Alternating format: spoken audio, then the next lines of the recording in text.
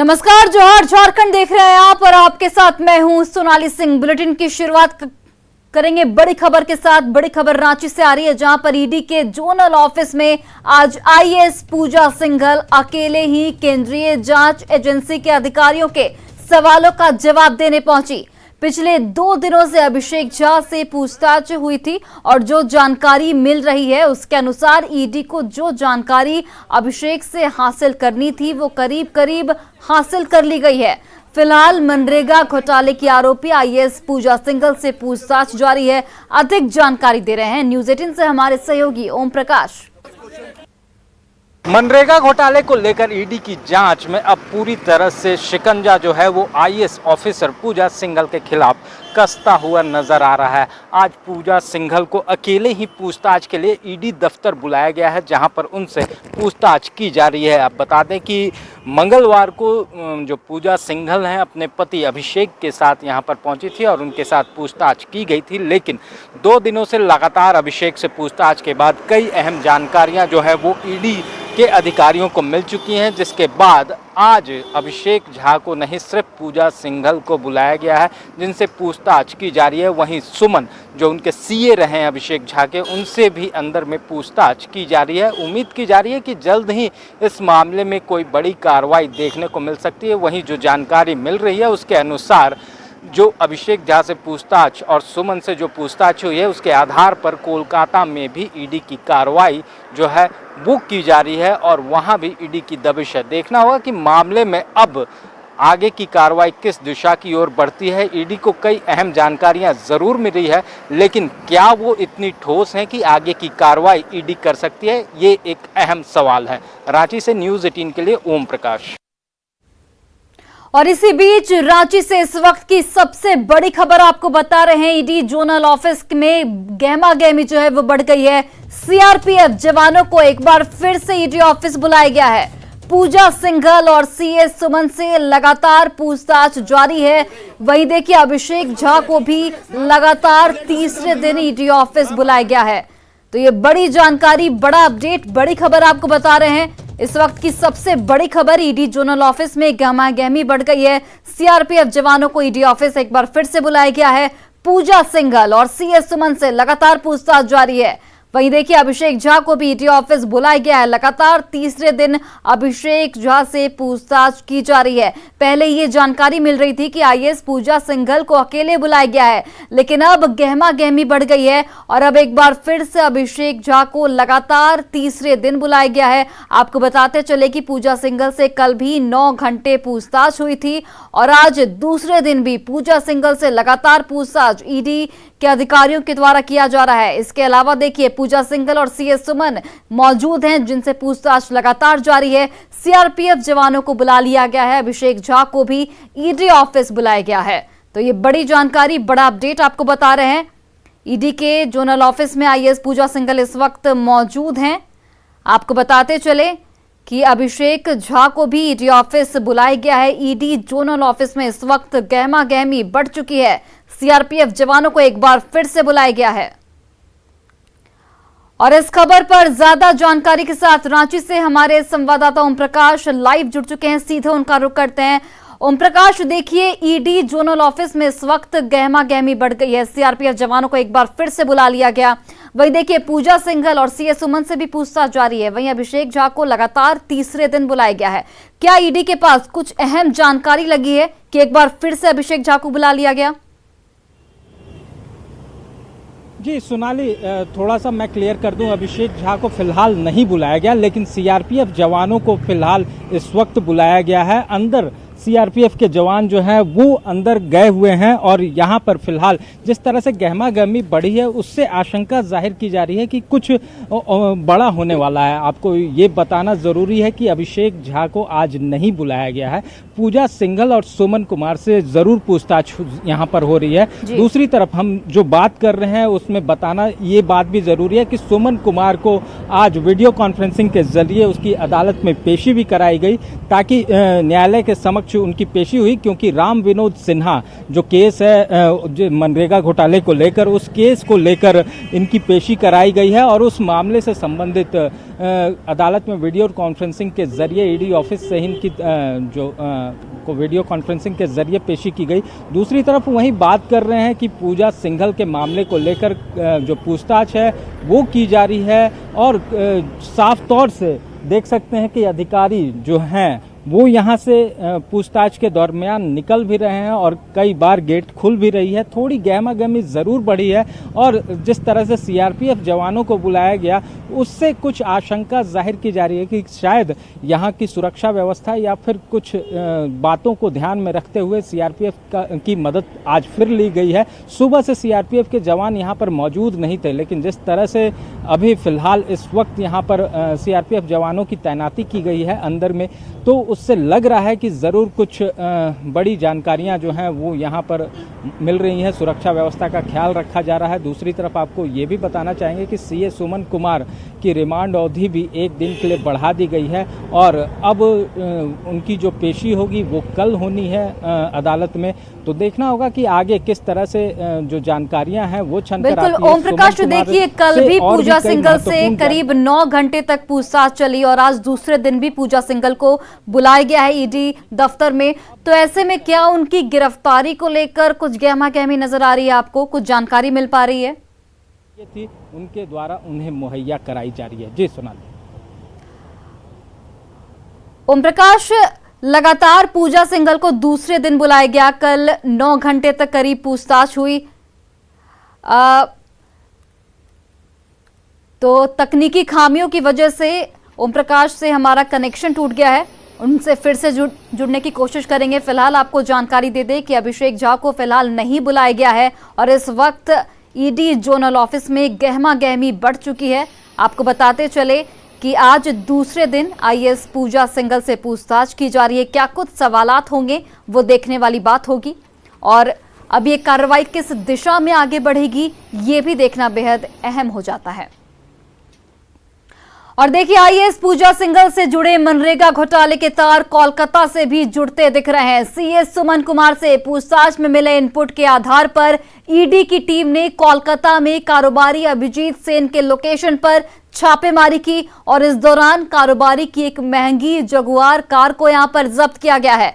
ED की कार्रवाई आगे भी जारी रहने की संभावना यहां पर जताई जा रही है। तो ये बड़ी खबर आपको बता रहे हैं कि कोलकाता से भी इस पूरे मामले के तार जो हैं वो जुड़ते हुए नजर आ रहे हैं। आपको बताते चले कि ईडी की कार्रवाई आगे भी जारी रहने की संभावना है।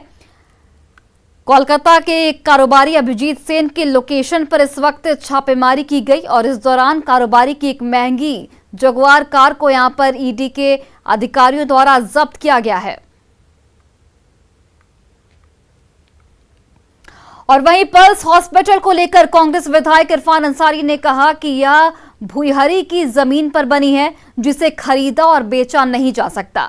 भोले भाले आदिवासियों को ठगकर उस पर आलीशान हॉस्पिटल का निर्माण किया गया। उन्होंने ये भी आरोप लगाया कि यहां बाहर से आकर लोग मासूम आदिवासियों को ठगने का काम कर रहे हैं। ऐसे में इसकी पूरी जांच पड़ताल होनी चाहिए। उन्होंने ये भी आरोप लगाया कि पूर्व सीएम रघुवर दास के समय में जमीन का आवंटन किया गया था। जहाँ तक मेरी जानकारी है कि जब रघुवर दास के समय में ये आईएएस अफसर ने अपना बल दिखाकर गरीब आदमी को, गरीब आदिवासी को वहां से उजाड़ दिया, बलपूर्वक पुलिस का धौंस दिखाकर, अपना पावर का धौंस दिखाकर जमीन छीन लिया। आदिवासी की जमीन पर आप पल्स हॉस्पिटल बना दिए। आप कहाँ के रहने वाले हैं मैं जानना चाहता हूँ। अगर वहां का आदिवासी अगर जमीन हॉस्पिटल बनाता तो मुझे खुशी होती। आप बाहर से आकर यहां हॉस्पिटल बना रहे हैं केवल कमाने के लिए। और देखिए सीएम हेमंत सोरेन के माइनिंग लीज मामले में जवाब देने के लिए निर्वाचन आयोग ने 10 दिनों का समय दिया है। हालांकि सीएम ने निर्वाचन आयोग से 30 दिनों का वक्त मांगा था। 10 दिन का समय मिलने के बाद सीएम हेमंत सोरेन को 20 मई तक अपना जवाब दाखिल करना है। सीएम ने समय बढ़ाने की 3 वजह गिनाई थी। उसमें पहला था कि 2 मई को उन्हें नोटिस मिला और 10 मई तक जवाब देना था। ऐसे में कम समय में अपना पक्ष पेश करना संभव नहीं था। पत्र में कहा गया है कि आयोग ने पन्नों का दस्तावेज भेजा है, जिसे मुख्य सचिव ने निर्वाचन आयोग को भेजा था। ये दस्तावेज हिंदी में है, जिसे उनके वकीलों को समझने के लिए अंग्रेजी अनुवाद करना होगा। इसमें वक्त लगेगा। वहीं सीएम ने अपनी मां की बीमारी का भी यहां पर हवाला दिया। सीएम ने आयोग को भेजे पत्र में खुद पर लगे सभी आरोपों को खारिज किया है। और देखिए, निर्वाचन आयोग ने माइंस लीज मामले में सीएम को जारी नोटिस का जवाब देने का समय 10 दिन और बढ़ा दिया है। अब सीएम 20 मई तक नोटिस का जवाब दे सकते हैं। इस पूरे मामले में अब राजनीति भी तेज होती नजर आ रही है। कांग्रेस विधायक इरफान अंसारी ने मांग की है कि निर्वाचन आयोग की ओर से सीएम को और समय दिया जाना चाहिए। साथ ही उन्होंने पूरे मामले में निर्वाचन आयोग पर बीजेपी का मोहरा बनकर काम करने का आरोप लगाया है। इधर देखिए, बीजेपी विधायक सीपी सिंह का भी बयान सामने आया है। उन्होंने कहा है कि कानून में इतने पेच होते हैं कि नोटिस और जवाब की प्रक्रिया आगे भी चलती रहेगी। पहलुओं को देख लें, जांच कर लें, उसके बाद आप कोई नोटिस करें। और ऐसा माहौल क्रिएट किया जा रहा है इस राज्य में कि सरकार आज चली जाएगी, कल चली जाएगी। ये क्या हो रहा है? पूर्ण बहुमत की सरकार है, जनता ने मैंडेट दिया है, अपार जन समर्थन सरकार के साथ है। और इस तरह का जो भाजपा के द्वारा चुनाव आयोग को यूज करना, ये लोकतंत्र में ये अच्छी बात नहीं है। यहाँ तो कानूनी पेच इतने हैं, कानूनी के अंदर कितने तरह के छिद्र हैं, जिसका दुरुपयोग विपक्ष की पार्टियां क्या करती हैं। मैंने जो विपक्षी जिनके ऊपर आरोप होता है वो करती रहती हैं। कानूनी पेच है, इस एक कानूनी पेच में ही लटकता भटकता अटकता रहेगा। और लातेहार में जेएमएम नेता दिलशेर खान हत्या मामले में पुलिस ने बड़ी कार्रवाई की है। एसपी की ओर से गठित एसआईटी ने घटना में शामिल 2 अपराधियों को गिरफ्तार किया है। गिरफ्तार अपराधियों के नाम सनोज उराव उर्फ प्रमोद उराव और आशीश्वर गंझू उर्फ गुडन गंझू है। दोनों अपराधी बालूमाथ के हेमपुर और झरीवा तालाब के रहने वाले हैं। आपको बताते चले कि 24 अप्रैल को 2 बाइक पर आए 6 अपराधियों ने जेएमएम नेता दिलशेर खान की बालूमाथ कोल साइडिंग पर गोली मारकर हत्या कर दी थी।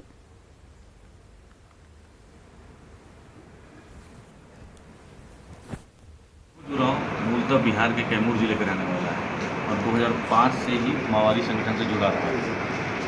इन दोनों के लिंक करेंटली जो टीएसपीसी है उससे जुड़े हुए हैं और ये हत्या भी टीपीसी जो एक बैंड ऑर्गेनाइजेशन है उसके द्वारा कराया गया है।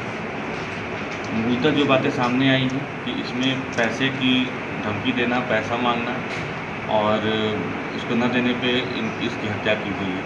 साथ ही इसमें टीपीसी का और कोई लिंक हो सकता है, इसके बारे में हम लोग जांच अभी कर रहे हैं। और राज्य का सबसे बड़ा अस्पताल रिम्स बेहद बदहाल स्थिति में है। रिम्स में व्यवस्थाएं लचर होती जा रही हैं। अस्पताल के अधिकांश जांच की मशीनें महीनों से खराब हैं। करीब 6 महीने से खराब पड़ी मशीनों की वजह से मरीज दर भटक कर महंगा एमआरआई और सीटी स्कैन करवाने को मजबूर हैं। इस जांच के लिए उन्हें भारी कीमत भी चुकानी पड़ती है। रिम्स में गरीब मरीजों की जेब कट रही है। सालाना 450 करोड़ खर्च करने के बावजूद रिम्स में सिस्टम जो है वो लाचार नजर आ रहा है। ज्यादा जानकारी दे रही हैं हमारी सहयोगी रूपाली त्रिपाठी। सीटी स्कैन जो करवाए बाबा, कहाँ से करवाए हैं? बाहर से। कितना रुपया पड़ा है? सीटी स्कैन का लिया है और एक्सरे का और ब्लड टेस्ट चारों मिला कर लिया है 7,000। 7,000। बाबा, अस्पताल के अंदर भी मशीन पड़ा हुआ है और ठीक है, लेकिन बंद रखा हुआ है अस्पताल, तो आप लोग को सस्ता पड़ता, दाम नहीं पड़ता, बाहर जाना नहीं पड़ता। हाँ तो बोला मशीन खराब है अस्पताल का 6 महीना से ऊपर खराबी पड़ा हुआ है। हाँ बोला कि अस्पताल में नहीं है, बोला नहीं खराब है मशीन। पता लगाया दीदी तब बोला नहीं है यहाँ पर। हाँ, मना कर देता है। तो वही बात अपनी बताइएगा तकलीफ। भाई यहाँ पे एमआरआई एक्सरे का सुविधा खास नहीं है, मरीज लोग को दूर जाना पड़ता है बाहर। कहाँ से करवा के ला रहे हैं? बाहर से करवा के लाए। कितना रुपया पड़ा? 25-38 रुपया।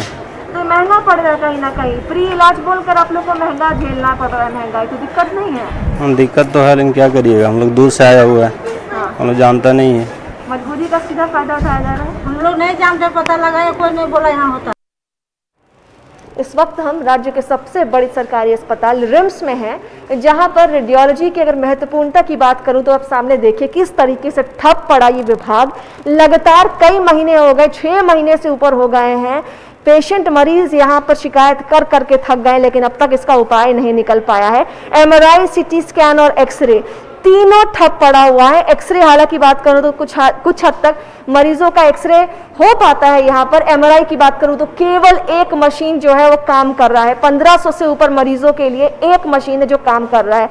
तो इसके वजह से थक हार के यहाँ के मरीज बाहर जाते हैं, निजी अस्पताल से एमआरआई करा कर लौटते हैं, जो उनको 3 गुना ज्यादा दाम पड़ता है। करीब 9000 से 11000 के बीच वो एमआरआई करा के लौटते हैं।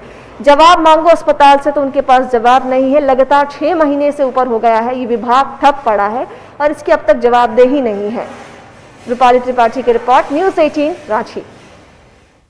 वहीं देखिए, पाकुड़ में पंचायत चुनाव को लेकर पुलिस और प्रशासन की तैयारी जारी है। एसपी के साथ एसडीपीओ ने कई मतदान केंद्रों का जायजा लिया। सभी पुलिस अधिकारी मुफस्सिल थाना परिसर से बाइक से बूथों के लिए रवाना हुए। साथ ही गांव में जाकर वोटरों को जागरूक भी किया गया। एसपी ने लोगों से शांतिपूर्ण वातावरण में मतदान करने के साथ ही किसी के भी बहकावे में नहीं आने की अपील की। वहीं भयमुक्त और निष्पक्ष मतदान को लेकर पुलिस ने फ्लैग मार्च भी निकाला। और फिलहाल इस बुलेटिन में बस इतना ही। आप देखते रहिए न्यूज़ 18 बिहार झारखंड।